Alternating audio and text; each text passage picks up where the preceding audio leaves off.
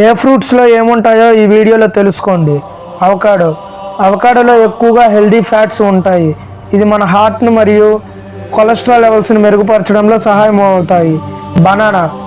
Banana ఎక్కువగా తినడం వలన హార్ట్ అండ్ మజిల్స్ స్ట్రాంగ్గా ఉంటాయి. దీనిలో ఎక్కువగా పొటాషియం ఉంటుంది, అలాగే డైజెషన్ మెరుగుపరచడానికి సహాయం అవుతుంది. ఆరెంజ్ తినడం వలన ఇమ్యూనిటీ పవర్ మరియు స్కిన్ గ్లోగా మారుతుంది. ఆరెంజ్లో ఎక్కువగా విటమిన్ సి ఉంటుంది.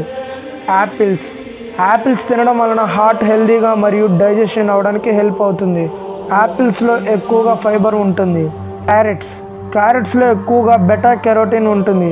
ఇది మన ఐస్ని హెల్దీగా ఉంచుతుంది, అలాగే ఇమ్యూనిటీ పవర్ని పెంచుతుంది. బ్లూబెర్రీస్లో ఎక్కువగా యాంటీ ఆక్సిడెంట్స్ ఉంటాయి.